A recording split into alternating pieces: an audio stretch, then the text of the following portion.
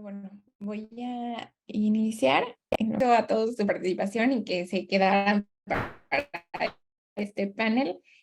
Honestamente es un panel muy especial para nosotros. Nosotros coordinamos toda la región que es esta zona noroeste y año con año pues participamos en el Congreso y estamos muy contentos de seguirlo haciendo.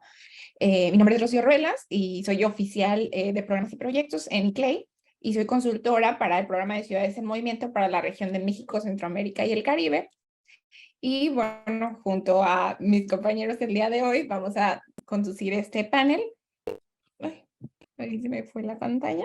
Este panel que titulamos Panel sobre fragilidad ambiental, desafíos y soluciones para enfrentar el cambio climático en el noroeste de México.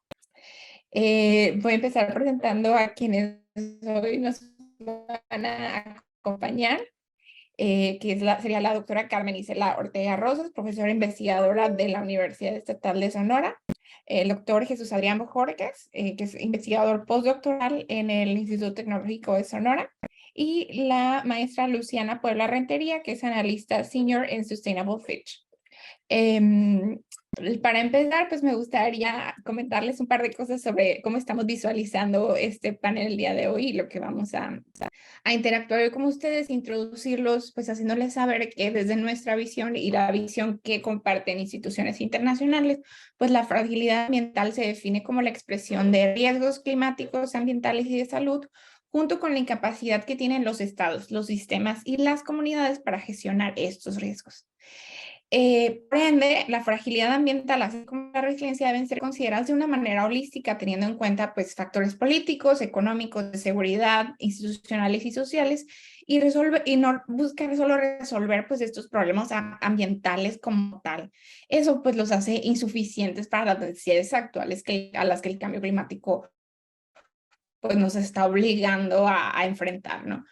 Y bueno, reconocer también que todas estas dimensiones están interconectadas, ¿no? Con otros aspectos más que se están generando un impacto en nuestras vidas diarias, que ya los podemos ver. También, pues es importante mencionar que la fragilidad se considera dentro de ella, pues a 6 dimensiones principales: la dimensión económica, la política, la seguridad social, ambiental y la humana.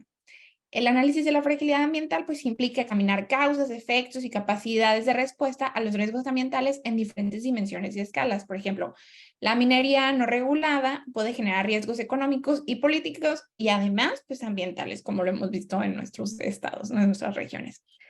Y poder tener pues esta visión y realizar un análisis de fragilidad ambiental no se limita pues al cambio climático, sino que ya considera todos estos ejes transversales a los cuales el cambio climático pues, tiene un impacto, como es pues la salud de los ecosistemas y pues muchos otros riesgos de agotamiento de suelo, la deforestación, la pérdida de la biodiversidad y pues la alteración de los ciclos hidrológicos. Estos riesgos pues trascienden fronteras, por lo que es esencial que podamos reconocer estas interacciones en diferentes escalas, porque es ahí donde radica nuestro principal desafío y el detonante entre si las medidas que tomemos van a ser efectivas y sensibles a estos, ¿no? Y eso es precisamente lo que buscamos abordar el día de hoy en nuestro panel y que nuestros compañeros expertos pues nos van a poder presentar pues de la mejor manera, estoy segura. Entonces, vamos a hacer como un espacio primero para tener estas ponencias. Le voy a compartir el micrófono al doctor Jesús Adrián Bojorquez para que les pueda dar más información y en el chat les voy a compartir a todos ustedes la semblanza de los ponentes, ¿verdad? Adrián, comparte el micrófono. Muchas gracias por la invitación. Estoy muy emocionado por presentarles aquí una pequeña plática sobre los ecosistemas del noroeste de México, ¿no? Y cuál es su susceptibilidad al cambio climático. Más bien es una plática muy sobria, somera, de lo que es, porque no hay mucho tiempo, pero yo creo que sí es bien importante hablar de ello. Y es por esto, y justo bajo el contexto que enmarcó Rocío, que podemos hablar primero de dónde están dónde estamos en el noroeste de México, ¿no? Y lo que sabemos es que se encuentra en el límite entre dos regiones biogeográficas bien importantes: la neártica, que es la parte amarillita que vemos acá, y la neotropical, que es la parte de verdecita, y tenemos una zona de transición. Esta interconexión entre estas dos zonas ocurre justamente la más norteña en el noroeste de México, como pueden observar, Y justo todo esto hace que exista una gran diversidad de condiciones climáticas, desde climas áridos, climas semiáridos, cálidos y semicálidos y hasta templados. Entonces, imagínense que tenemos en esta región, aunque muy árida, tenemos sistemas templados, tenemos bosques de coníferas. Y entonces, esta región está muy súper influenciada por el monzón de Norteamérica, que es un fenómeno a nivel continental que induce cambios en las precipitaciones. Entonces, durante el verano, trae precipitaciones en todo lo que es el oeste de México, como se puede observar en el mapa que proporciona la NOAA. Entonces, vemos cómo puede variar la cantidad de precipitación desde la costa hacia la parte más central del norte de México. Entonces, podemos ver cómo hay una variación en la precipitación y, por lo tanto, aquí también se presenta una variación y una complejidad topográfica, donde tenemos valles y montañas, y esto contribuye a tener una gran diversidad de ecosistemas, como desiertos, pastizales, coníferas, pino-encino, bosques tropicales secos, y todos ellos adaptados a ciertas condiciones climáticas. Y hablando de climáticas, estoy hablando de precipitación y de temperaturas. Entonces, investigando un poquito porque nos hemos dedicado acá en mi grupo a estudiar un poco lo que es Sonora, pero el noroeste de México no solo comprende Sonora, comprende otros estados, y es importante que lo resaltemos. Se comprende 6 estados, el país está dividido en 6 regiones como estas, y dentro de la del noroeste de México tenemos a Sonora, Chihuahua, Durango, Sinaloa y las Bajas, ¿ok? Entonces, cada uno de estos estados tiene distintos tipos de ecosistema. Yo señalé 4 de los más notables en términos de extensión, ¿ok? Entonces, lo que estamos viendo es los grandes ecosistemas que tenemos en esta zona del noroeste de México, que es muy árida, pero también muy templada en ciertas partes altas de la sierra. Y tenemos desiertos, pastizales, bosques de coníferas, bosques tropicales secos que alcanzan su distribución más norteña en el centro este de Sonora. Entonces, todavía esta región es súper importante bajo el esquema de cambio climático.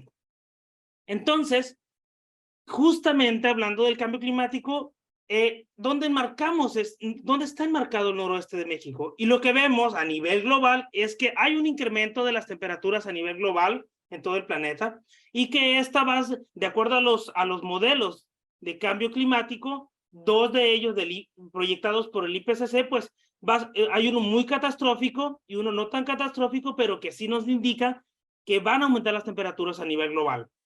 Entonces, la única forma de detener este aumento de las temperaturas es quitando la actividad antrópica, lo cual es imposible. Entonces, tenemos que aceptar este escenario. Y eso es lo que tenemos. Por lo menos tenemos modelación de lo que va a pasar en el futuro. Y este es el calentamiento a nivel planetario. Pero, ¿qué pasa? ¿Qué deriva del calentamiento global? Pues eventos climáticos extremos. Y una de las predicciones del IPCC es una mayor frecuencia e intensidad de sequías, olas de calor, heladas y huracanes de mayor intensidad, que se han registrado algunos en el Pacífico, heladas aquí en Sonora y Sinaloa, que han causado estragos económicos importantísimos, que han matado muchísimas árboles, por acá, más que nada en bosques tropicales, en el caso de las heladas. Las sequías tienen otro efecto en bosques templados.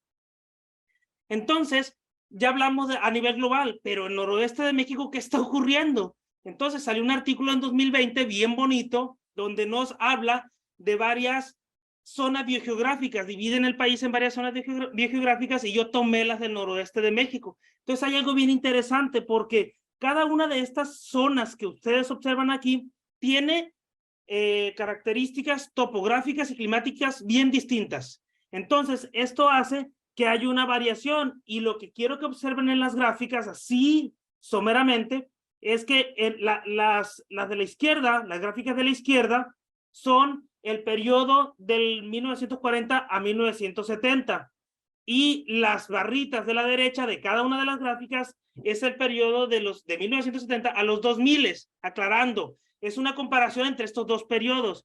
¿Y qué estamos encontrando a nivel de temperaturas? Pues que las temperaturas, si están positivas, están aumentando las temperaturas respecto al periodo del 40 al 70. Entonces, están aumentando las temperaturas, como se podrán dar cuenta, en la parte de la Sierra Madre, muy poquito, pero todas, en todos los meses, desde diciembre hasta octubre. En cambio, en zonas muy áridas, por ejemplo, como las que tenemos acá en California y Baja California, eran muy bajas en el primer periodo y ahora están aumentando, ¿no? Entonces hay una variabilidad en la afectación, en el cambio del clima, en el caso de las temperaturas, en el noroeste de México. Entonces, si nos vamos a la precipitación, ocurre algo bien interesante, porque tenemos que están disminuyendo dependiendo del periodo y dependiendo de la región también. Y lo que observamos, las zonas que deberían de ser más húmedas, como la Sierra Madre, que tenemos aquí, y esta parte neotropical, un poco tropical de Sonora y Sinaloa, pues está ocurriendo que hay un incremento muy poco, pero hay un incremento en todos los meses de precipitación. Esto es bien importante porque toda esta variación, si se fijan, todas las gráficas, casi todas las gráficas en el periodo 1 del 1940 al 70 son negativas. En el caso de la precipitación ya son positivas, sobre todo en la parte de la sierra. ¿Qué significa esto? Que el cambio, tanto en temperatura como en precipitación, es diferencial. Entonces no podemos decir, todo está cambiando de manera equitativa. No es cierto. Entonces, esto todavía hace más interesante la situación porque los ecosistemas son diferencialmente susceptibles. Entonces tenemos que tomar en cuenta la variabilidad, el tipo de ecosistema, la complejidad topográfica y la complejidad social, que eso es bien importante y que no se estaba incluyendo en este tipo de temas. Entonces me fui más al cambio climático, al IPCC, al panel intergubernamental de cambio climático, y dije, voy a extraer el noroeste de México, y todavía es mucho más catastrófico para el noroeste de México. Entonces podemos observar que para 2100 puse el escenario más catastrófico. Para 2100, vean cómo van a estar las temperaturas en nuestra región del noroeste. Muy altas, hasta de 4 a 6 grados. Es decir, estamos ahorita entre 0.6 y 1 y nos estamos poniendo de acuerdo, pero lo que sí sabemos es que la temperatura está aumentando. Ahora, ¿qué pasa con la precipitación? Aumenta la temperatura y ¿qué va a pasar bajo el escenario más catastrófico? Pues que vamos a hacer más, va a haber mayor aridez, va a haber menos precipitación. Y eso vuelve muy importante que nosotros pongamos atención en nuestras regiones, porque no se está estudiando a nivel regional. Sabemos del cambio climático global, pero entonces, ¿qué está pasando a nivel regional? Respecto a esto, dije, pues tengo que poner algunos casos de estudio, porque estaríamos hablando cómo está afectando el cambio climático global en la región, sobre todo en estos ecosistemas, los más susceptibles. Entonces tenemos mortandad de árboles.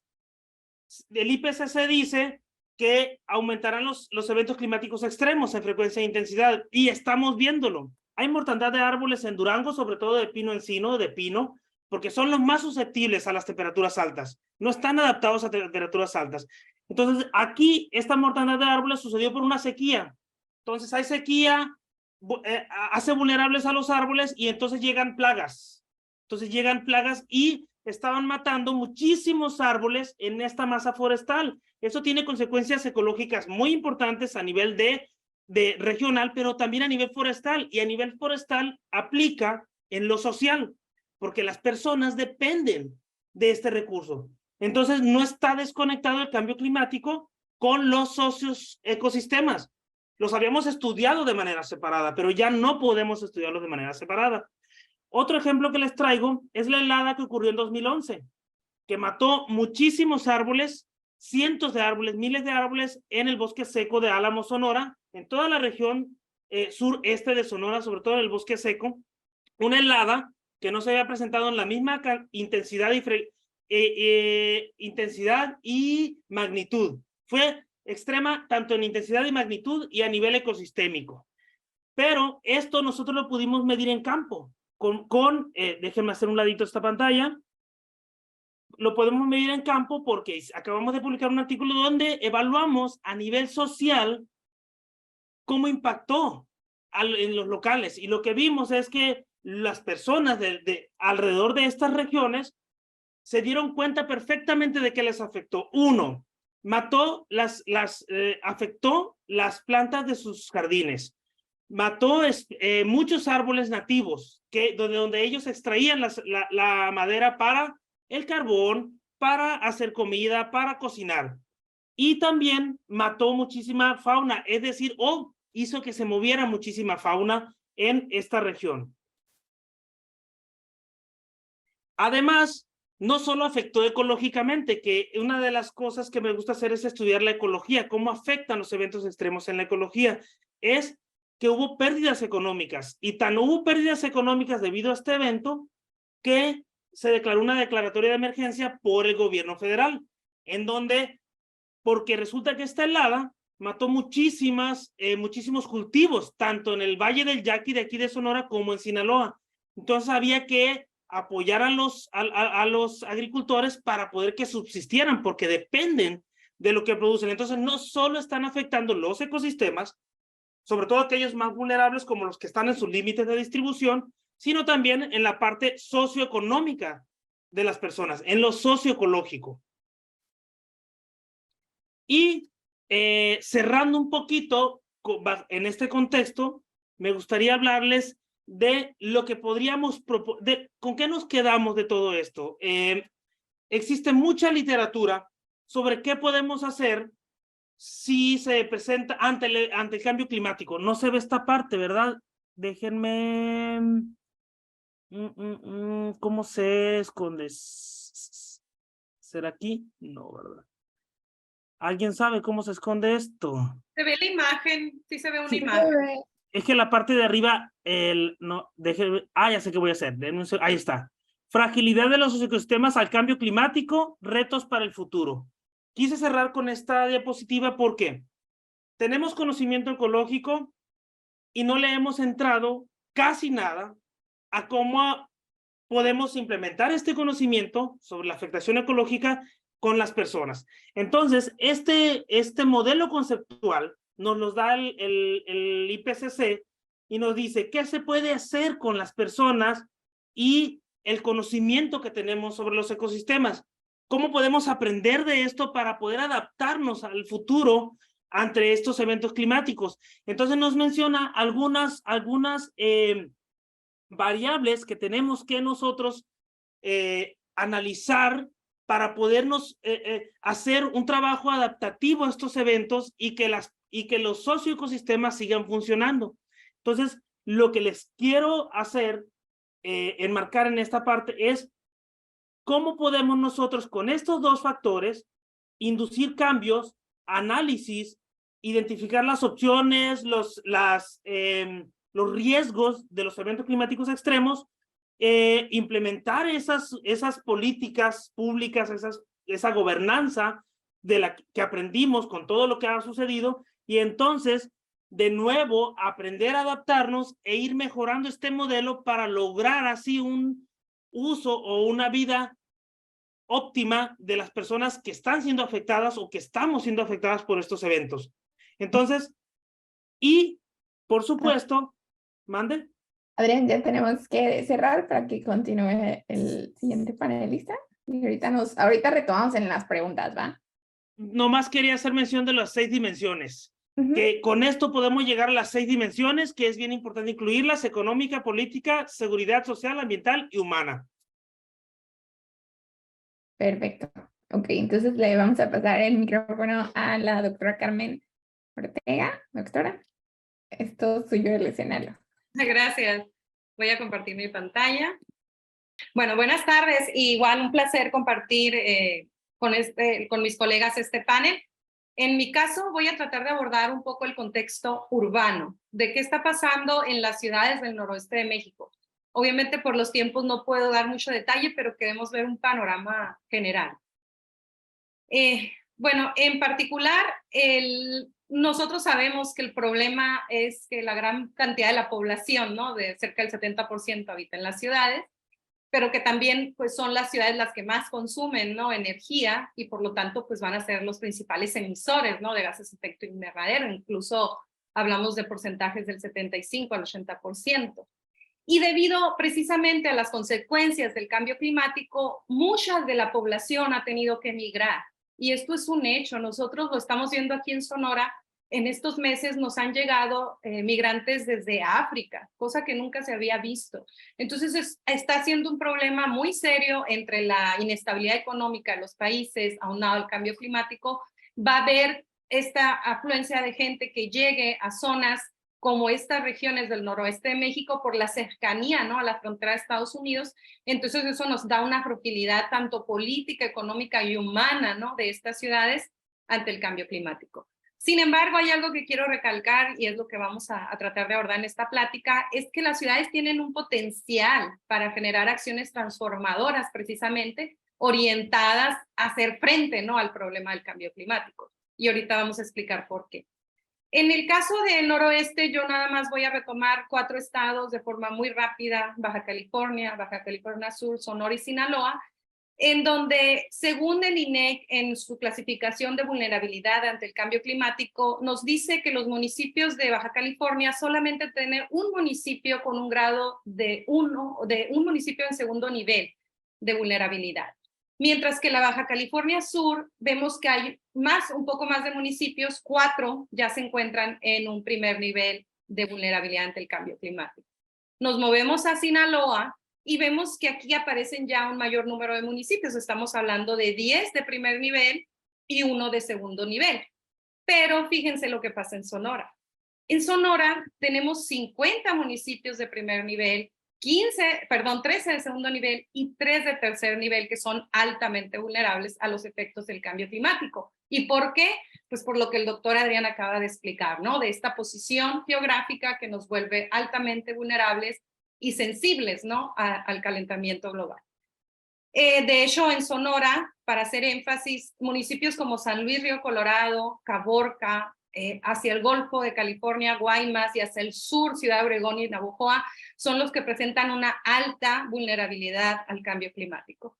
Y si queremos datos de esta fragilidad ambiental y de salud de las ciudades con respecto al aumento de temperaturas, olas de calor, sequías y eventos hidrometeorológicos extremos, podemos retomar los datos que el Programa Estatal de Cambio Climático nos arroja en el 2021 y nos dice que tenemos municipios como Hermosillo, Altar, Sonoita, San Luis Río Colorado, donde tenemos la mitad del año, más de la mitad del año, con días súper cálidos por arriba de los 40 grados. Pero también tenemos municipios donde presentan temperaturas extremadamente frías, ¿no?, menos de 5 grados, como Yécora, Agua Prieta e Imoris, ¿no? Entonces somos sensibles a los extremos de temperatura en esta región. Y por lo tanto, la exposición climática que presentamos en Sonora en promedio es una sensibilidad media. Por lo tanto, la salud, ¿qué pasa? Pues estas ondas de calor, el calor extremo, ha provocado un gran número de defunciones. Y si ustedes ven un mapa nacional, van a luego detectar las ciudades del noroeste de México, como Mexicali en Baja California, San Luis Río Colorado, Caborca y Hermosillo, con altas tasas de defunción asociadas a las olas de calor, a estos extremos de temperatura. Entonces, la fragilidad, repito, es alta. En cuestiones de hidrometeorológicas, los eventos que se dan también en esta región nos pegan, ¿no? Nos pega ciclones tropicales, tormentas, inundaciones, etcétera. Y si vemos un resumen de la declaratoria de desastres, vemos que, por ejemplo, ciclones tropicales como el del 2014 afectaron a cerca de 70 municipios dentro del estado. Y no solamente decir afecta la urbanización, los ecosistemas, el drenaje, etcétera, sino que se termina en una defunción, ¿no? En defunciones asociadas a estos fenómenos. Y dentro de las principales causas de muerte asociadas a los desastres naturales, vemos que el mayor porcentaje son por esas temperaturas extremas bajas, por las bajas temperaturas, seguido de las temperaturas altas. Como les decía, la condición desértica nos da una alta fragilidad en este estado. Y como mencionaban en la sesión anterior, el monitor de sequía nos suma que, aparte de ser extremos en temperatura, eventos hidrometeorológicos, tenemos una sequía muy alta en los estados del noroeste. Ahorita, para Baja California parece no haber mucha situación de problema, pero en años históricos sí lo ha habido. Pero vean Sonora y Sinaloa, tenemos sequías extremas a excepcionales. Lo mismo ocurre en Chihuahua y en Durango, ¿no? Entonces, otro punto más que nos da alta fragilidad. Y para hacer un detalle, un ejemplo de lo que pasa al interior de una ciudad del noroeste de México, obviamente vamos a hablar de Hermosillo porque es mi área de estudio, vivo en Sonora y es donde conozco un poco más, y es como un ejemplo nada más. En cuanto a la fragilidad ambiental y de salud que presentan las ciudades por las consecuencias del cambio climático respecto a calidad del aire, cobertura vegetal y estas temperaturas extremas, vemos en esta tabla un recapitulativo de algunos años del particulado PM10 en la atmósfera de la ciudad y vemos cómo la mayoría de los años sobrepasamos la norma en esta ciudad, ¿no? Es decir, estamos por encima de lo permitido, tenemos alta contaminación. De hecho, el estado sufre, en la ciudad de Hermosillo hay un alto índice de enfermedades broncorrespiratorias asociadas al ambiente, y la población infantil está por encima de la media nacional en enfermedades relacionadas a asma, alergias relacionadas al ambiente. Y para ver una distribución espacial, bueno, en las ciudades, por ejemplo, vemos como en el poniente, norponiente, tenemos esta mayor concentración de partículas, y si vemos el mapa de en medio, que es de cobertura vegetal, pues vemos como precisamente en esas zonas donde tenemos una peor calidad del aire, pues no hay vegetación. Manejamos los valores más bajos de cobertura vegetal. ¿Qué está pasando en las ciudades? ¿Dónde está la gestión, digamos, del territorio para impactar, ¿no? en las cuestiones de salud ambiental? Bueno, en promedio en la ciudad, para que tengan una idea, andamos en el 6.4% de cobertura vegetal y muchas de las especies son introducidas. Entonces hay un problema ahí que atender. Nos marcan ya en este mapa las zonas prioritarias, ¿no? de atención, que si se fijan coinciden con este mapa de las islas de calor urbana, ¿no? Donde el poniente, norponiente es donde más afectación se da. Y estoy segura que este panorama se va a repetir en otras ciudades del noroeste de México. Entonces, para cerrar algunas soluciones basadas o que nos pueden aportar, ¿no? de las ciudades para enfrentar el cambio climático, creemos que las soluciones basadas en la naturaleza, en las ciudades sostenibles, seguir con los objetivos, ¿no? del desarrollo sustentable, atender esta emergencia climática, es clave en las ciudades. Sí y solo sí hay una coordinación. Y las ciudades, al estar tan en contacto con el consumidor y los productores, la industria, la empresa, es la única que va a poder implementar políticas climáticas a nivel urbano que impacten en el municipio, después en el estado y después en la nación. Pero también para avanzar en la agenda climática, los gobiernos nacionales nos deben de promover, digamos, estas políticas e incentivos para garantizar que las iniciativas a nivel ciudad se cumplan y cumplamos con las metas, ¿no? de la nación, ¿no? para mitigar estas emisiones de gases de efecto invernadero. Y algunas soluciones que he recopilado de mucha información que existe, como esta red de ciudades resilientes, ¿no? al cambio climático, del BID incluso, vemos que el actuar en una red o comunidad de ciudades hermanas, por así decirlo, ¿no? del noroeste de México, puede funcionar como ha funcionado en España o en otros países para atender el problema de forma puntual. Porque como bien veíamos, no es lo mismo hablar de un panorama nacional cuando nos metemos a la escala de las regiones y de las ciudades. Entonces, una red de ciudades del noroeste de México que tengan el mismo problema y lo puedan conjuntar para atenderlo sería clave. Políticas locales, obviamente, influir con el ejemplo en el gobierno local, es decir, reducir consumos, ¿no? Predico con el ejemplo hacia el exterior y hacia la población. Servicios públicos más verdes. Es increíble que en una ciudad de 1 millón de habitantes no contemos con un servicio público verde, el transporte urbano, por ejemplo. Restricciones en el tráfico y aforo vehicular. No existe, al menos en Sonora, una verificación vehicular o un límite de aforo o de tráfico en la ciudad, y esto es lo que la consecuencia ya la vimos, ¿no? de la contaminación y de las islas de calor urbano. Instrumentos de mercado que pueden proveerse, pero alguna acción que yo quiero resaltar es una acción que todos podemos hacer desde ciudadanos, académicos, gobiernos, etcétera, comunidades organizadas, es la reforestación. Si nosotros creamos estos cinturones verdes, islas o bosques urbanos de vegetación, podemos atender en un corto, mediano plazo los problemas en las ciudades de calidad del aire, de temperaturas extremas. Es decir, podemos, este tipo de soluciones que son basadas en la naturaleza, pues obviamente nos van a permitir aportar al Estado y a la nación a mitigar sus emisiones, ¿no? La vegetación, ya sabemos todo lo que conlleva en beneficios, capturan CO2 naturalmente y reducen las temperaturas, entonces qué mejor que apostarle a esto. Y una planificación del territorio con un ordenamiento territorial que emane de las ciudades hacia arriba, no de arriba hacia abajo, y acoplada a la política de cambio climático, es decir, al programa, ¿no?, estatal de cambio climático, al programa nacional, etcétera, es lo que puede impactar. Y bueno, yo por ahí dejaría mi participación para dar tiempo a los demás panelistas. Muchas gracias.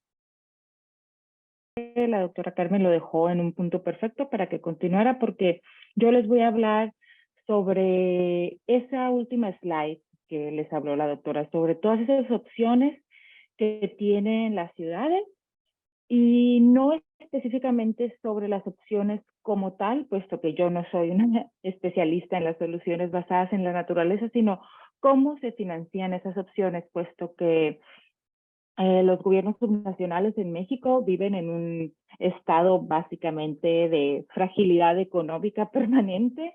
O sea, siempre están tratando de como malabareando el presupuesto, o sea, haciendo malabares con el presupuesto para ver qué proyectos van a financiar. Entonces, lo que pasa en ciudades como Hermosillo, y van a ver que sacamos Hermosillo como un ejemplo recurrente, es que se desarrollan iniciativas como debe de ser para las reglas, ¿no? O sea, que son inclusivas, de manera democrática, con especialistas, es decir, cuando colabora la sociedad civil, la academia, y llega un punto donde, ok, se las pasas al municipio, el municipio o el Estado no saben cómo financiarla, y esos proyectos se archivan, y esto pasa, y ha pasado N veces en Hermosillo, en todos los municipios, en todos los gobiernos subnacionales. En México en particular, y me atrevo a decir que en Latinoamérica, donde tenemos un sistema económico que está basado en instituciones extractivas, ¿no?, económicas y sociales. Entonces, déjame ver el tiempo para no pasarme, pero Rocío, si no me pasas, por favor. No, nada más, no podemos ver tu, ¿cambiaste de diapositiva? No, ¿ya? Ah, ok, va, ya, sí. Perfecto. Tenemos poco tiempo ahí con nuestros, nada más.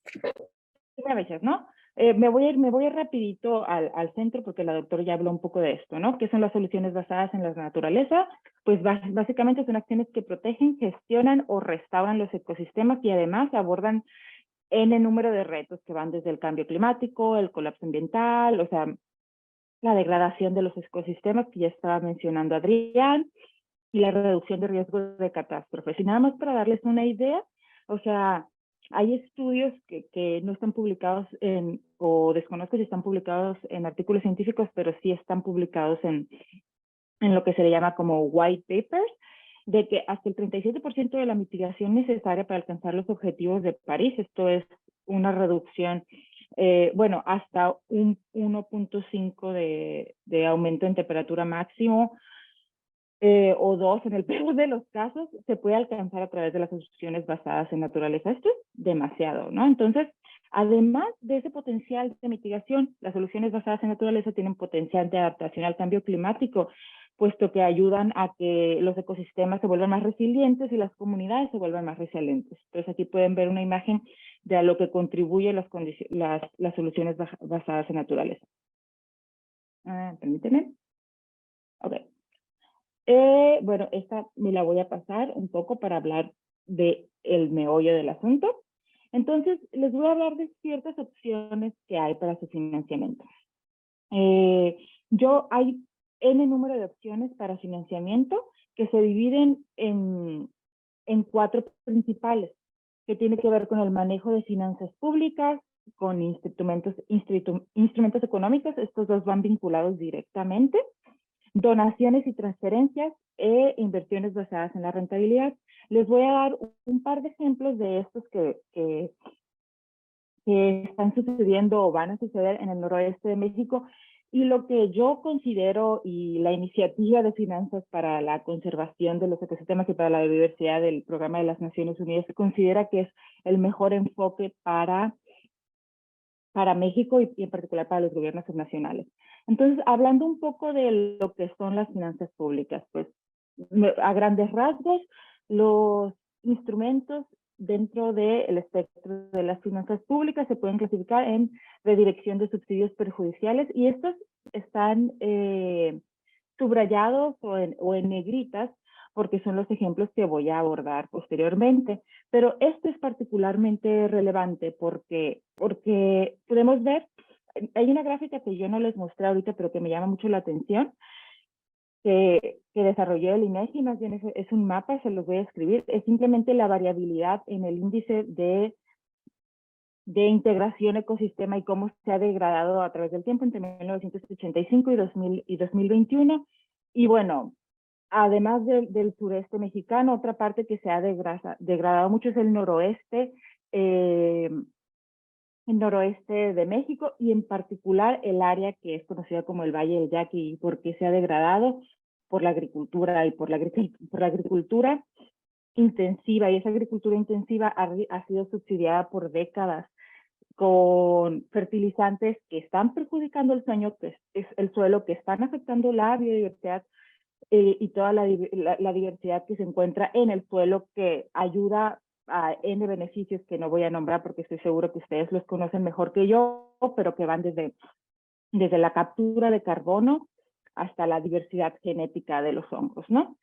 Entonces, se trata de redireccionar este tipo de subsidios, los subsidios que están perjudicando el medio ambiente y en este caso el suelo, y direccionarlos hacia una forma mucho más amigable con el medio ambiente, o podría ser a través de la agricultura, se le llama climáticamente Climate Smart Agriculture, la agricultura climáticamente inteligente o algo así, o básicamente técnicas de agricultura orgánica, etcétera.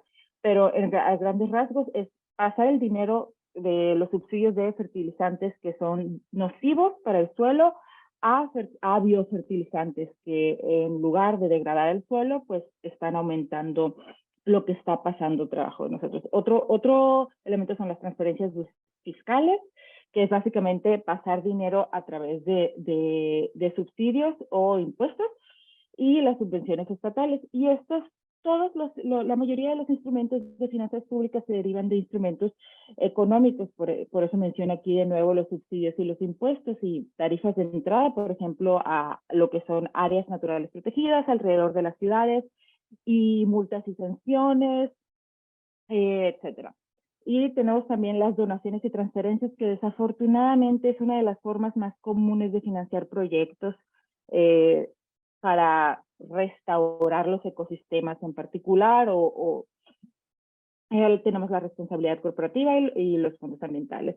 Y finalmente, una opción de financiamiento que es con la que yo estoy más familiarizada actualmente, las inversiones basadas en rentabilidad, que viene siendo la emisión de deuda, el microfinanciamiento, capital de riesgo o los mercados de capital. Ahí me falta una L, una disculpa. Entonces, ahora voy a hablar de opciones y ejemplos en el noroeste de México, que esto es muy, muy breve y muy puntual, ¿ok?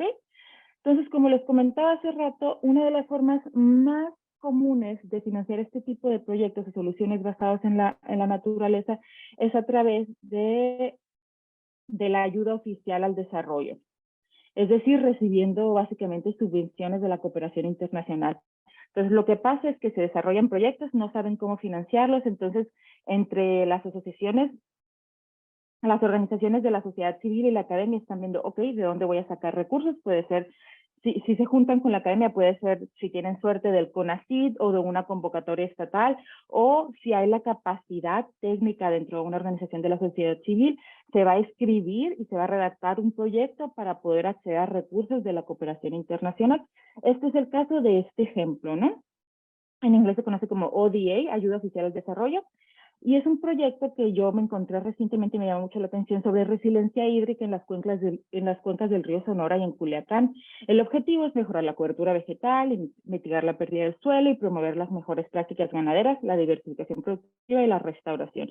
Y lo está implementando en Sonora, Profauna, y en Sinaloa, una organización que se llama FACES, y están recibiendo asistencia técnica, que es una forma de financiamiento. No les dan el dinero, sino que los proveen de capacitación para que sea más fácil la implementación, el programa de las Naciones Unidas para el Desarrollo, PNUD. Y el tipo de financiamiento, pues como ya comentaba, es una ayuda oficial al desarrollo y recibe también financiamiento de la responsabilidad corporativa. Esto quiere decir que corporaciones como en este caso Coca-Cola están dándole dinero a las ONGs para que desarrollen proyectos. Entonces, es dinero que no está financiando directamente el Estado ni directamente el sector privado, porque lo está haciendo a través de sus fundaciones, ¿no? El proyecto se ve interesante, pero el hecho de que tenga este financiamiento tan limitado significa que no va a ser escalable, que no se va a poder expandir y que los resultados muy probablemente no se van a poder replicar, aunque sea de cierto que esa es la segunda etapa de un proyecto, y este tipo de proyectos para mejorar la resiliencia hídrica ya han pasado a una escala menor, o sea, de manera exitosa en Jalisco, por ejemplo. Y el otro ejemplo que tengo, perdón, que es uno que, como les comentaba yo, hace rato, con el que estoy más familiarizada actualmente y que es muy particular del noroeste de México, es la emisión de deuda soberana. Entonces, ¿qué es la deuda soberana? Básicamente, los estados emiten deuda que un banco o un inversor institucional va a comprar, y lo que va a recuperar de inversión van a ser los intereses de esa deuda. No sé si me expliqué muy bien, pero más o menos a eso me refiero. Y me llamó mucho la atención el caso de Baja California, porque acaba de emitir deuda en México es muy difícil, porque se tiene que pasar todo un proceso institucional y más de N veces gobiernos subnacionales en particular y ciudades desarrollan proyectos para emitir deuda, y cuando se va a emitir la deuda no sucede, porque simplemente no pasó el último filtro, como fue el caso de Hermosillo hace 2 o 3 años, que estaban listos para emitir deuda para poder financiar un sistema de transporte público inteligente, y no sucedió porque hubo cambio de gobierno, básicamente. Esas cosas pasan muchísimas veces. Entonces, el objetivo de la emisión de deuda en Baja California era mejorar los sistemas de distribución de agua y alcantarillado y sanitario, así como el tratamiento de agua potable y de aguas residuales en el estado de Baja California, en particular en las áreas urbanas, que, como comentaba la doctora hace rato, están sometidas a múltiples situaciones de fragilidad y de estrés, no solamente porque de fragilidad ambiental, sino fragilidad económica y social, porque reciben mucho flujo migratorio, como es el caso de Tijuana y de Nogales, por ejemplo.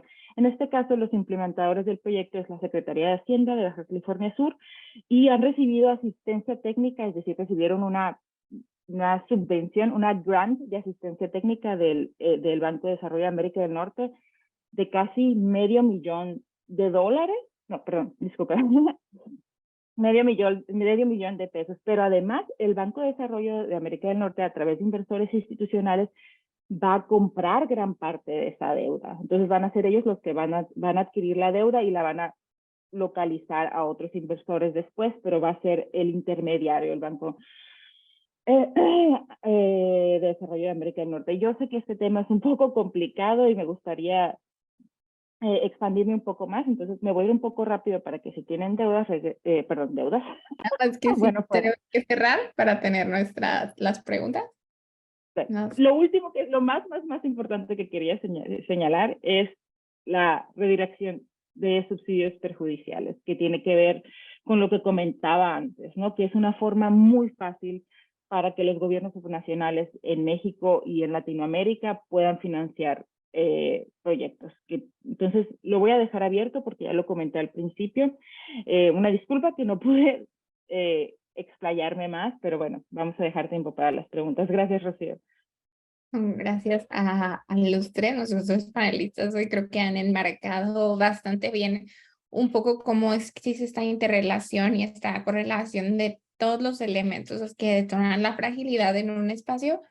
Y me gustaría, pues sí, tener esta oportunidad de hacerles un par de preguntas solo para que nos terminar de cerrar nuestras ideas. Y empezaría por preguntarles cuáles, o sea, ustedes dentro de todo este contexto hemos visto que todo se termina aterrizando hacia la comunidad, ¿no? Y lo que la comunidad puede o debe dejar de hacer, ¿no? Y yo les preguntaría, ¿cómo reforzamos a las comunidades en contextos de fragilidad para que puedan hacerle frente a estas crisis o embates que son causados por el cambio climático que ustedes mismos han externado?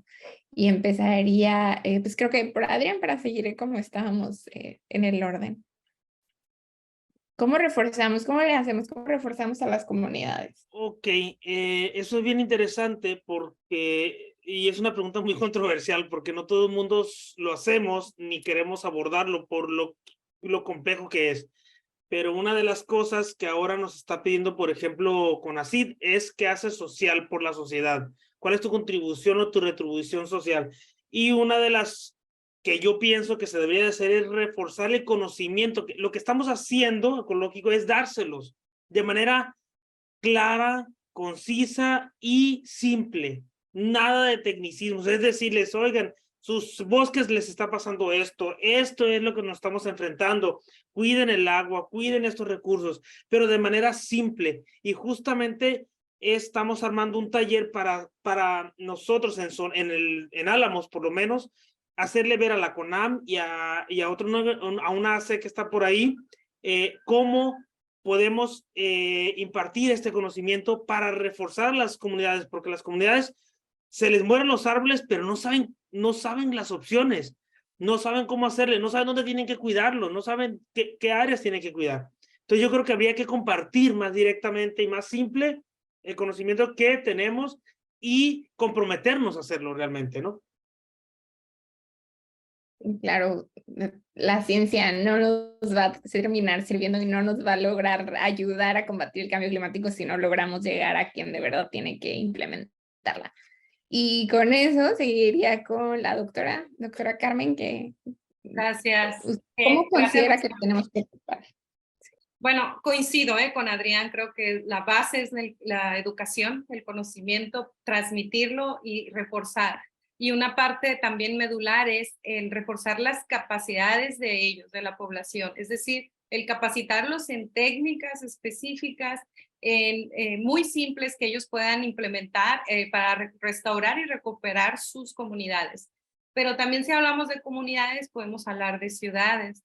Y dentro de las ciudades creo que lo que podemos reforzar es esto que mencionaba yo al final, ¿no? Tratar de hacer esta comunicación entre ciudades, diálogos, compartidos, talleres, compartir experiencias porque muchas veces unos tienen casos de éxito que se pueden replicar en otras comunidades u otras ciudades y creo que de esa manera podemos ir avanzando.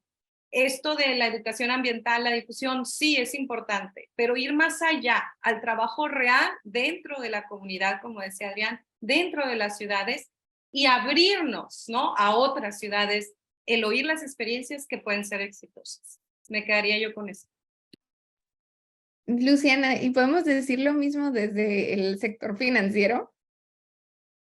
Sí, o sea, en el sentido, sí, pero es una forma mucho más larga de verlo, ¿no? Quiero decirme que la brecha entre el sector financiero y las comunidades es muy grande directamente. Entonces, ahorita se está trabajando en cerrar esa brecha, financiar proyectos directamente para las comunidades.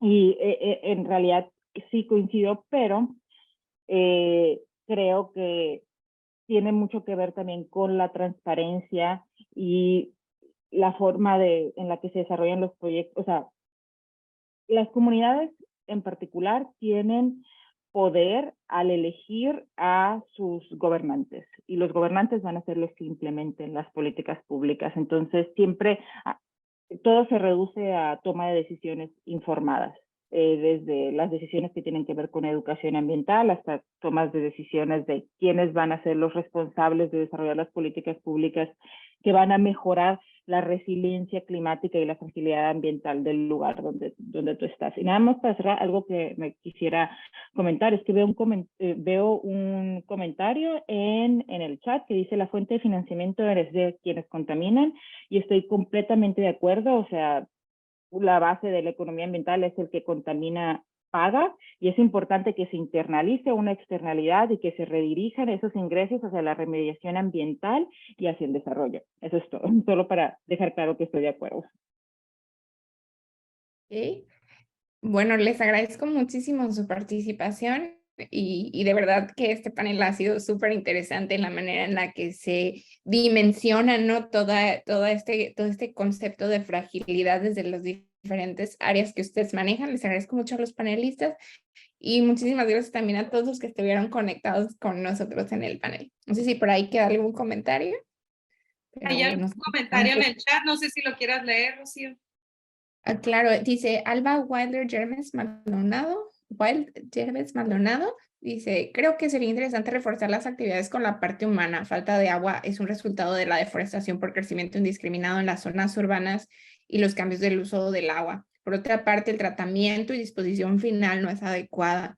Hay aparente tratamiento y uso adecuado con nulo y muy mal tratamiento final y usos sustentables en cuanto a las campañas de reforestación.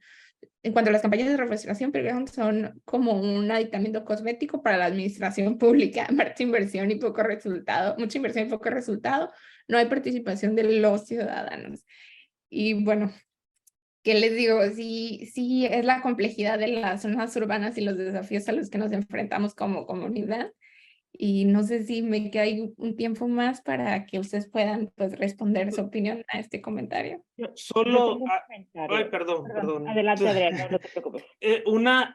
Complementando el comentario de Ávar, es que justo me suena como un comentario hacia las ciudades, pero en realidad las ciudades y los ecosistemas naturales están conectados, están interconectados. Entonces, sí podemos hablar de, como decía Carmen, cómo se hace desde abajo hacia arriba, ¿no? Porque de arriba para abajo no funciona, es de abajo hacia arriba. Entonces, o no olvidar que estamos interconectados, que si no hay agua es por situaciones que se dan en la ciudad muy específicas, pero que también vienen de arriba, ¿no? De cómo manejamos las cuencas hidrológicas, sobre todo en regiones como nuestros ecosistemas en el noroeste de México. Sí, y en ese sentido invito a que realice una búsqueda muy rápida de Google para que busque emisión, bono sostenible Baja California Sur, porque, Baja California, no Baja California Sur, porque este bono en particular está dedicado a temas de tratamiento de agua y es un compromiso que el gobierno del estado adquirió por 30 años. Es decir, que las administraciones se van a estar pasando el compromiso, o sea, mínimo 10 administraciones. Entonces, los proyectos que están financiando son a largo plazo y van a ser rentables para los inversores a largo plazo. Entonces, que tiene que ver con el comentario final que comentaba sobre un aditamento cosmético en la administración pública, que muchas veces estos proyectos lo son. Yo creo que una de las ventajas de la emisión de deuda soberana como fuente de financiamiento es que es un compromiso a largo plazo. Y bueno, ya creo que ya no nos queda más tiempo, pero les agradezco nuevamente por el comentario y por los comentarios que nos hicieron en el chat y a todos ustedes por esto, compartiendo hoy espacio con nosotros. Que estén muy bien y muchas gracias. Muchas Gracias a todos. Saludos. Saludos, bye. Chao.